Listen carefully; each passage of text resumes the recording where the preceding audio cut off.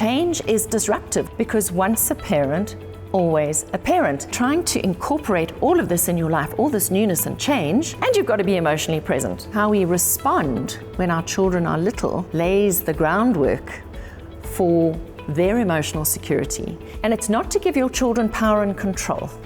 You need to retain power and control. I always say natural doesn't equal easy. Yes, having a baby is natural, but oh my word, it's change like you cannot believe, something that you just cannot anticipate what it's going to do to you. And so that's why today I've invited our very special guest, Nikki Bush, who's a specialist in change and human development and also in parenting. She is the author of several books and also co-author of several books. And one of the things she speaks about is future-proofing your child. So Nikki Bush, thank you so much for being on the show. Thanks for having me, Kim. So let's just cut straight to the change for parents. What goes through the mind when you've got that kind of disruption in change? I think when you choose to become a parent and you're in that sort of pregnancy phase, anticipation, you have absolutely no idea what's coming. I think maybe if you did, maybe fewer of us might have children, although I have absolutely loved being a parent, all the good bits and the bad bits, the challenging bits. But it is the biggest change or disruption that I think a human being will ever go through, from which they will never ever recover. Because once a parent, always a parent. And whether you fall in love with your baby in the first couple of days or whether you fall into a pit of depression and despair, it's all a process. And you're never going to know which camp you're going to fall into.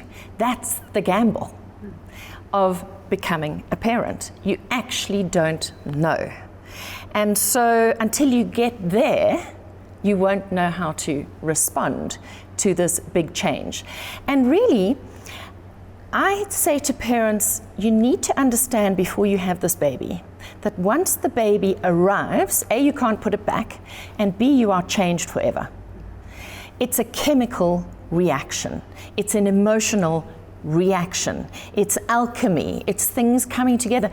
You've birthed a new entity. You haven't just birthed a baby, you've created a family.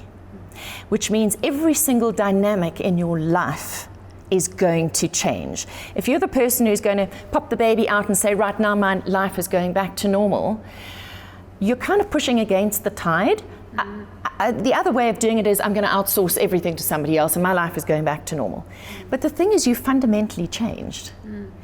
And sometimes that shift takes people by surprise. Yes. And that shift can be both exciting and exhilarating, or completely terrifying because you don't recognize what you see anymore.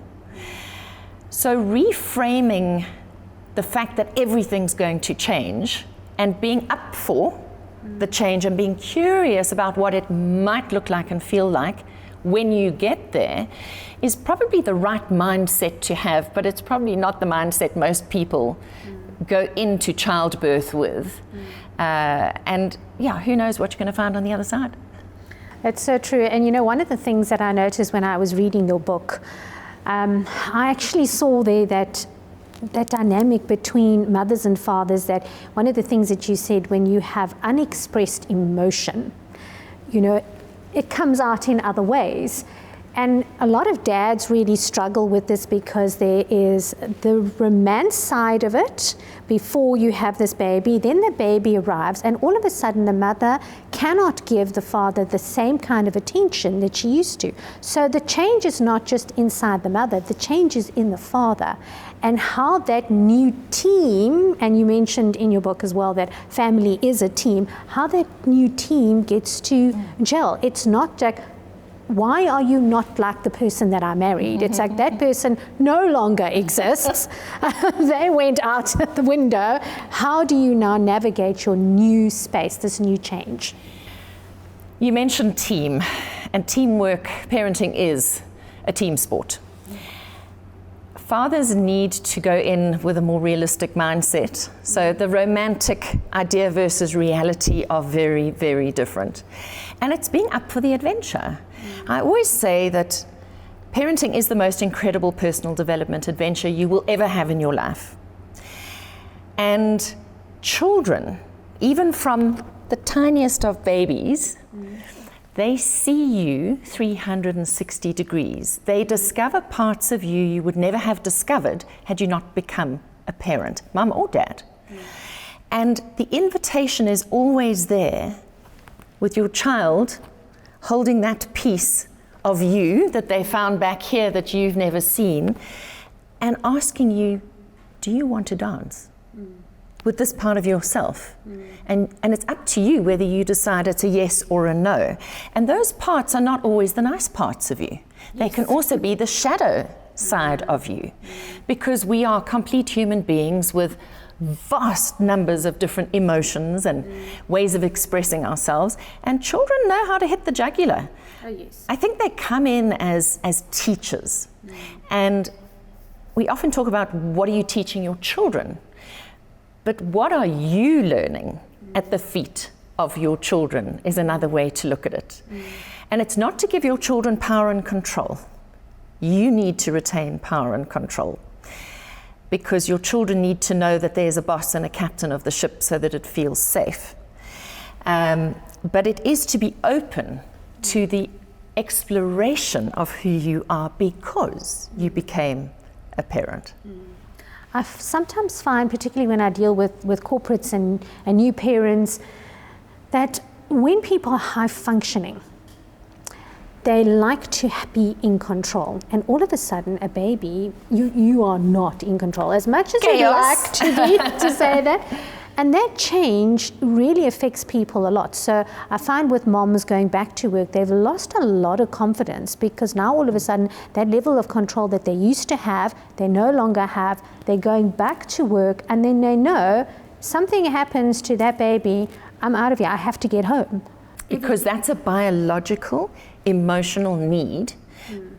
I think what people don't understand, and I'm at pains to explain this to new parents, as well as to corporates where line managers have to deal with new parents coming back into the workplace. We are taught, and this is completely wrong, that you're pregnant for 9 months. And you get X number of months of maternity leave or paternity leave, and then it's back to normal. Yes. The fact of the matter is, and I was very pleased to and lucky to have understood this before I had my children, you're technically pregnant for 18 months. In fact, it's longer than that. It's 9 months of pregnancy and 18 months of your child's life after birth. So that's 18 and 9. We're getting to 24, it's about 24 months. My maths is terrible. Anyway. You chose the wrong show to be on if you want mathematical support. The reason I say this is you're physically pregnant for 9 months. You're bonding with that child in your body, emotionally, physically, you know, sharing that heartbeat, blood supply, nutrition, everything. That baby comes out into the world, and your baby does not see itself as separate from you for 18 months. So technically, in an ideal world, we should be very close physically and emotionally to our children for their first 18 months on this planet, in order for complete bonding to take place. Because until 18 months, your child doesn't even see the separation of their body from you. Now you go back to work after 12 weeks, having given birth. The emotional wrench in both the mother and the child is so visceral that nobody feels safe. That's correct. Now, that lack of safety will then fuel the lack of confidence, the lack of control. It's so obvious that snowballs into depression. Correct. Because you feel incompetent, unconfident, you've never been here before. You're having to rediscover who you are, you're a changed person. This whole chemical reaction has happened. Your hormones have gone to hell. You don't recognize anything. It could be aligned with any other kind of disruption and change in your life. Death, divorce, dread disease diagnosis, new job, loss of a job, moving town, moving country. These are all big changes. They don't have to be necessarily traumatic, but change is disruptive, whether we like it or not. Change by choice, change by chance, change by crisis is disruptive, and we are now being birthed into a process, not an event. The day the baby was born was the event. Correct. But you are now forever in a process of becoming this new being because you became a mum. And you know what you were saying about them not seeing you as separate from themselves. I experienced that firsthand when I was a single parent, because my daughter would be asleep. Because I was a single parent, we actually slept together in the bed. It was in the middle of winter, it was freezing, so I didn't even do the cot thing. And I would get up and go and have a shower in the morning. She would wake up, not know where I was, and start crying. And then I would shout from the shower, "Mommy's in the shower!" And that didn't work for her. And I say to people, it's almost like, imagine you woke up one morning and your arm was missing. The whole thing was gone. Yeah. That would be terrifying. Yes. But for children, that's what it feels like. And they can't verbalize it. Correct. They don't have the cognitive maturity to understand it. It is a very primitive, primal feeling of separation. Yes. And that separation makes them feel unsafe, fearful, upset, angry, out of control. So it's a normal human default when we feel out of control to go into over control. You know this as an adult. Yes. Interestingly, children do this too. When they feel their environment is out of control, you just have to look at inflamed family environments where there's marital stuff going on. Child doesn't cognitively understand the what, but they understand the feeling that things are not right. And children will go into control, over control. And the way they go into over control, and this is so typical, mum is now dressed and ready to go to the office. What does baby do? Vomits on you. As you go to put them in the car seat to take them and drop them off wherever you're dropping them off with your mum or at daycare or whatever. They do a runny poo. This is a visceral reaction in the child going, something's up. I don't know what it is. And we react. And in that way, what do we do? What happens with a child when they wet themselves, when they need a nappy change, when they vomit? They get attention. We are primed, just in our DNA, to go, do you see me? Do you hear me? Am I important to you? Everybody on this planet is playing the attention game, including newborn babies. That's the only way they can get their needs met, is to cry. And as they get older, to smile, to get the attention and be cute. Or as they get older, to throw tantrums. I've always said that children don't have to throw tantrums. It depends on the quality of attention you are paying to your child. If you're not paying attention to your child in a way that makes sense to them, they will have a tantrum. So children have these very visceral responses to lack of appropriate attention, to feeling unsafe, to feeling out of control, in very similar ways to adults. We just have words we can put to them where Correct. children don't, so they act out. Correct. So the space that comes with that is sometimes a parent is going to sink into depression, where they feel out of control, where maybe they're not connecting with their partner, where they have to work, but they're not getting the kind of support that they need to get at work, and then that just makes their world implode. Now, one of the things that I also saw when I was reading your book is about setting up those infrastructures, setting up those systems and those routines to make you feel safe. What kind of role does that play for people? Routine is so underestimated. Even adults need routine because routine brings predictability, it brings sanity.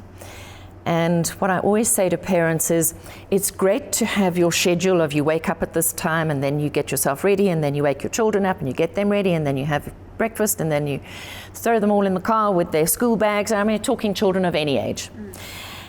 And then at the end of the day, there's also a routine. And that's, of course, suicide hour, because everybody is tired, hungry, thirsty, and in need of attention. That's why we call it suicide hour. because even you are tired, hungry, thirsty, and in need of attention. And now, on top of having had a long day, you're being called to give some more from empty. So routine is important, but don't get stuck on routine. So if something happens, say you go and pick your children up from aftercare, and then you get caught in a rainstorm and the traffic lights are not working, and suddenly you're not going to be home for 6 o'clock bath time. Don't panic. Your children don't know what the time is. All children understand is what's happening now and what happens next and what happens after that and after that. They understand the order of things. As long as you keep the order of things the same, your children won't panic. They're not worried about 5 minutes here and 10 minutes there. You are. So keep the order the same. Even if you're not in the same town, just keep the order of the routine the same. Even if you push bedtime out a little bit because it's school holiday time, but the kind of order stays the same. That brings family sanity and predictability to the game. And as soon as there's predictability and sanity, we can take a breath. But children and adults are not robots and automatons. We are real human beings with real emotions. We are in the flesh. We are unpredictable. We all wake up with bad hair days sometimes. I reckon we have to put to death the idea of super mum and super dad. Correct. As soon as possible. Because if you are a busy working parent, the chances are maybe once a month, if you're lucky, you might get through your to-do list. If you're lucky, once a month. Maybe once every 6 months. And you can celebrate the hell out of that and pat yourself on the back, but most days don't turn out that way because we're human and things happen. Correct. And we've got to be ready to creatively respond to what happens in the day. And that's why, as the parenting expert, I was always labeled the creative parenting expert, because you've got to think on your feet, respond in the moment, keep the order of the routine the same, but be more creative in your response and in the way you use your time. Correct. And I think, the creativity makes such a big difference, because when children feel that they can go into a different flow, it actually makes them feel better. There's a funny little story about feedback from children. When my daughter she was still in primary school, and I had always told her that you are unique, you are special, God created you for a reason, and you should just celebrate yourself and you shouldn't try and be like someone else. And the one particular day, my husband dropped me and my little girl off at Sandton City. He had a business meeting in the area and we wanted to go do shopping. So I said, we'll just go in one car, you drop us off there and just let us know when you're done. So he sends me a message, he says, I'm on my way. And all of a sudden I realize I've forgotten something. And I can only do it at Sandton City. So I say to my little girl, come quickly, we've got to go fast because Daddy's on his way. And she was just taking a little bit longer than what I wanted to. As children do. Yes. So I always say to her, there's no time for Hannah, move it. So she looks at me and she says, Mommy, do you know God gave me short legs for a reason? I can't walk like you can. And that feedback, as you were saying earlier on, you learn from your children who you are. And another thing that she did is she started pointing her finger at me like this the one day. And I'm like, oh, really? Why are you pointing your finger like this at me? And then she broke one of her little kiddie DVDs by mistake. And I was really angry. I was a single parent. Everything I gave her came through sheer grit and determination and sacrifice. And so when I saw this DVD was broken, I flipped my lid and I said, and then I'm like, oh, this is where she gets it from. Yeah. Children learn what they live. This is the thing. And our children do bring us moments of pause. I'll never forget my son at the age of 3. He was standing on the couch wearing this little green jersey my mum had knitted him with 3 little woolly lambs on it. And he was just so adorable and cute. I was on a deadline, working towards a sales target to get myself a trip to the Comores. Yes. And I was blimming well going to make it. I was doing the shut the oven with one foot, the balance the plate in the other hand, taking orders on the telephone from my salespeople. And he looked at me across the family room. I was standing in the kitchen hanging off the end of the telephone, and he went, "You boring. You're boring." And it was a moment.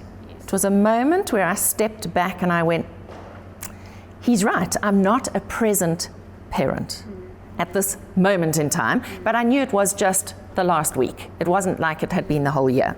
So it was a moment, but it was a moment where I went, you're right, I am being boring. And we do need to work out how to be more memorable, more present. So emotional and physical presence is a huge challenge for any parent. Doesn't matter how old your children are, because we're multitasking all the time. And of course, when you speak about postpartum depression, we're talking about an absence of presence, because you're wrapped up in the trauma of the depression, in the trauma of the separation from self that you've just experienced, this adjustment to this new me, your hormones being all over the show, no longer being the boss of your time, having things happen like that without your permission. You know, all of that is happening on the go. And so you're trying to incorporate all of this in your life, all this newness and change, and you've got to be emotionally present with your child when you feel like you're not coping. So that's a really tough spot to find yourself in. And sometimes it can help. Obviously, you're lucky if you've got family close by, because you can call on support and resources to come and relieve you, to let you sleep, because of course sleep is often an issue if you're suffering from postpartum depression.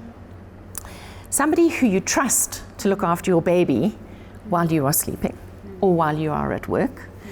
Building in those support systems, you may have to pay for some of them,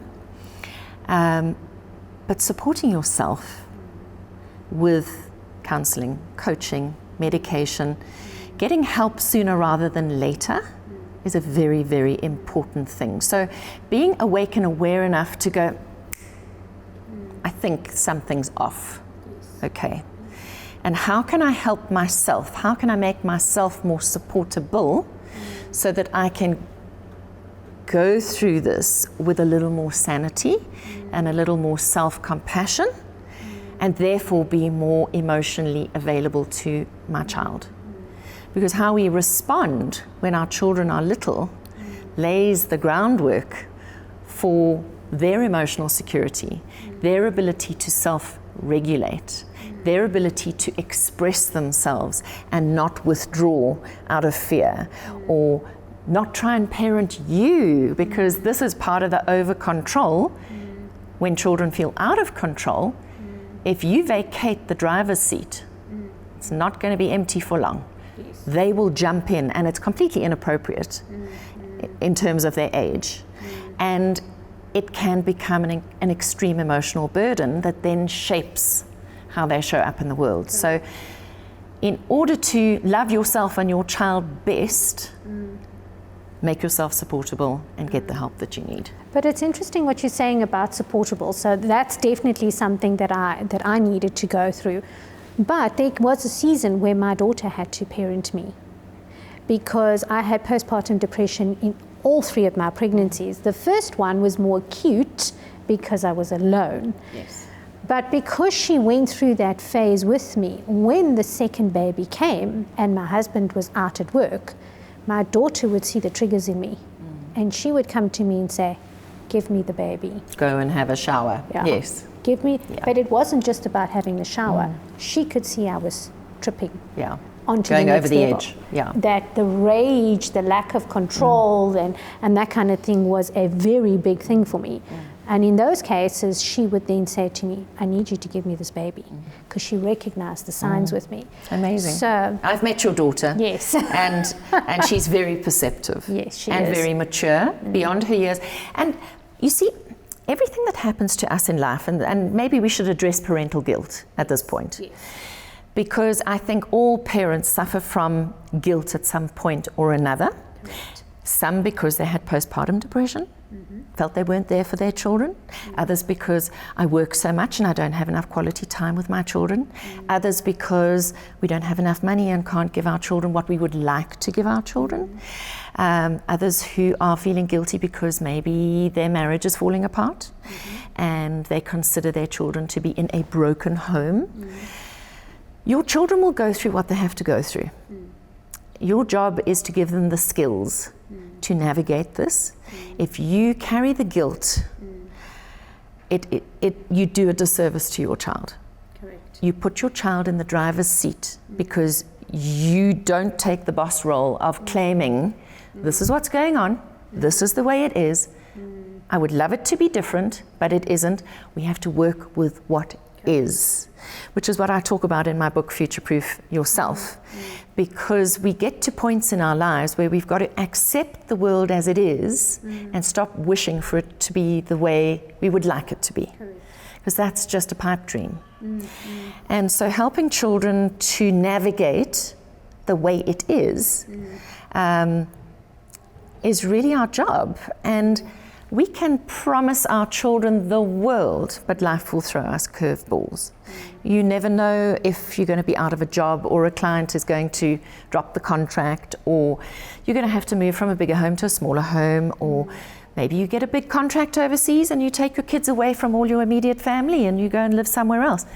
So that parental guilt can be paralyzing.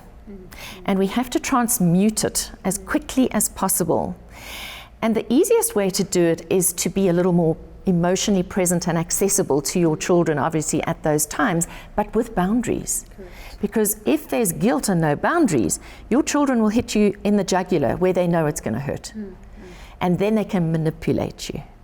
So you don't want to get into the situation of children manipulating you. And also to understand that, for example, in your daughter's case, in your case, I know you had childhood trauma. In my case, I have had my own versions of trauma, including losing my husband to murder. All of these things that happen to us in our lives have a dark and a shadow side, a shadow and a light side. And they are foundational and shaping in who we are. And yes, they can provide us with the negative emotional triggers that can be triggered again and again. But they can also be the things that lead us to emotional maturity, like your daughter. They can lead us to having empathy for other people that we wouldn't necessarily have had we not been through what we'd been through. They could lead us to careers. They can lead to work ethic that other people don't have because we went through a tough time. Of course, as we become adults, we start unpacking our wounds and start being able to understand the light and the shadow side, because the shadow side can take us to extremes and so can the light. And they can become either tools or weapons. And it's becoming more self-aware, and the more self-aware we become, the more we can position these things appropriately in our lives. So from a parental guilt point of view, I believe that every parent, whether you've suffered from postpartum depression or not, every parent will wound their child in some way, shape or form without knowing it. And that will only come to the surface probably in your child's 30s or 40s, when they're going to come back to you and say, when you said this, or when you did that, this is how it made me feel. And you're going to go, I did that? When was that? What was that? It was irrelevant to you. It was so tiny for you, but it was so big for your child in that moment that they have never forgotten it, and it's been a shaping thing. We all go through times when we parent our parents. When I was small, when I was 4, we moved country. We moved from Kenya to South Africa. My mum at the time, she had me when she was 19, turning 20, so she was a very young mum. She'd had a second baby by then, so my sister was 18 months, 2 years old. I was 4, turning 5. And my mum hit massive grief and depression from moving country. And it takes 2 to 3 years to adjust to moving country. It's a big thing. And you grieve. Nobody talks about this, by the way. I have huge empathy for people who choose to leave their country, because they don't know what they're in for. A reason why I never moved country after my husband died, and I had every legitimate reason to move because it was a crime, was because I knew I couldn't do double grief in another country alone with no support structure, that I'd be grieving my husband and grieving the loss of my country. I was self-aware enough to know that, thank goodness. So it's very important that we can look back on our lives and see where we did do the parenting. I was parenting my mum for 3 years. I kept her happy. She fought with my younger sister, but I kept her happy. And that then led to a lot of patterning, which in my adult life I've had to learn to undo, because I don't need to and should not be having to keep my mum happy. And so it changes dynamics in relationships as well. But we can grease the groove, as my personal trainer likes to say. We can grease that groove of the way we interact with our parents. And remember, what happens with our parents will provide you with a blueprint of what you're going to do in other relationships in your life. So it is foundational that we find ways to connect with our children and be emotionally present. Nikki, you've given us so many juicy insights. And I think the big thing, the big take home for me is that look at change as not just an event, as a process, and that when you're going to be a parent, you have to understand that you actually might suck at this in the beginning, but it does get better, and you can make yourself available for other people to give you support. Don't use the words just, I'm fine. Actually be real, be present, say this is what I need, this is how I can be supported, and be supportable, as you mentioned. So thank you so much for being here. Stay tuned for our next session, where we're going to find out more tips about parenting and life, and we look forward to seeing you again.